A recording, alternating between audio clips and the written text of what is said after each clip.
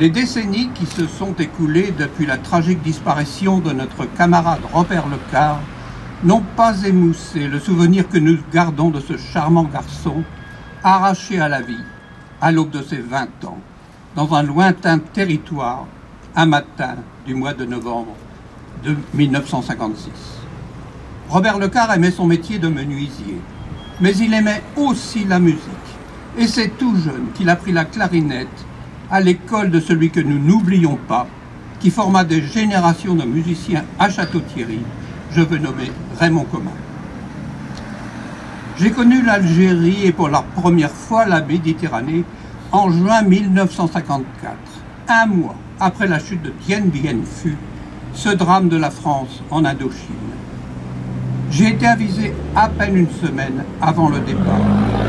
Musicien de l'Union musicale, mon souhait fut d'être muté à la musique de garnison d'Alger, la plus importante musique militaire d'Algérie, avec 130 musiciens, et être militaire et musicien était un rêve qui allait se réaliser.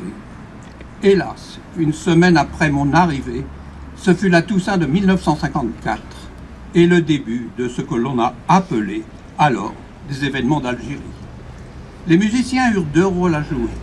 Le jour, pour les concerts et services officiels, la nuit de garde dans des points stratégiques et maintien de l'ordre, en particulier dans la Casbah d'Alger, proche du casernement de la musique. C'est dans ce contexte qu'un jour de printemps 1956, nous vîmes arriver un petit nouveau, Robert Lecard, et ce fut avec joie que je l'ai accueilli. Un compatriote, un musicien de l'Union musicale avec lequel j'avais déjà joué à Château-Thierry. Robert a partagé comme tous la vie à la caserne, faite de bons moments, parfois aussi de désespoir, quand on imagine que nous fûmes à 20 ans, 2 ans et demi loin de notre famille, maintenus sous les drapeaux, sans avoir si cela finirait un jour.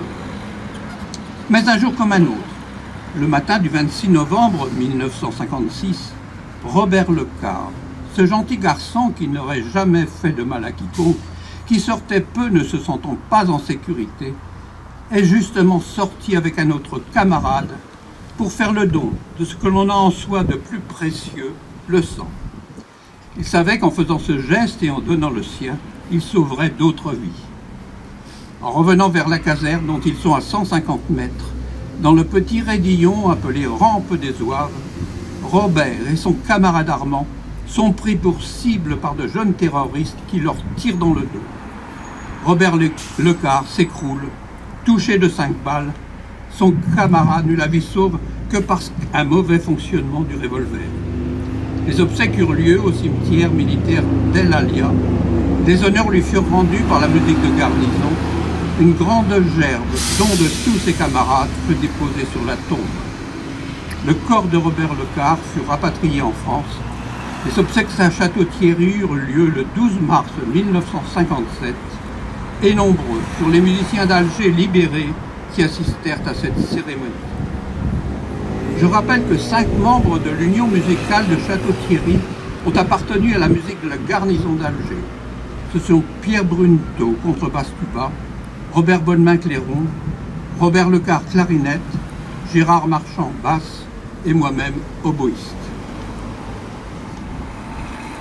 Il y a 46 ans fut créée l'association des anciens de la musique de garnison d'Alger, forte de 250 membres répartis sur tout le territoire français. Notre association fut unique en France et plus aucune autre semblable ne pourra exister. Au début, 80 musiciens étaient au pupitre, venant de toute la France, et dans chaque ville où eurent lieu les congrès annuels, un grand concert après 4 ou 5 répétitions était offert aux habitants, ainsi qu'une messe en musique et une cérémonie au monument aux morts.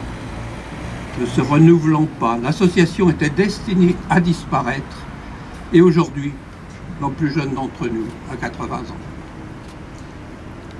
À 89 ans, je m'assure encore la présidence depuis 13 ans. C'est donc ici à Château-Thierry, alors que nous honorons pour la première fois devant ce monument l'un des nôtres mort en service en Algérie, que l'Assemblée générale du 46e Congrès a voté en ce 10 septembre 2022, à presque l'unanimité, la dissolution de l'Association des anciens de la musique de garnison d'Alger.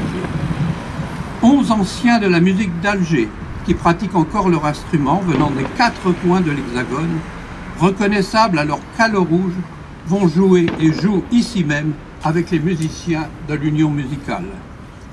C'est un exceptionnel hommage rendu à Robert Lecard, musicien de l'Union musicale de Château-Thierry, musicien de la musique de garnison d'Alger, mort pour la France, dont sont présents ici 2 de ses neveux. Je terminerai par une citation prononcée au monument aux morts d'Alger par le capitaine André Déron, chef de la musique de garnison d'Alger, dont sont présents ici aujourd'hui les 2 fils, Jean-Claude et Jean-Noël Déron. Il est un devoir auquel personne n'a le droit de se soustraire, c'est la fidélité aux morts, dont le sacrifice donne un sens à l'idée de patrie, et plus encore que les vivants, ils sont les artisans de la communauté nationale.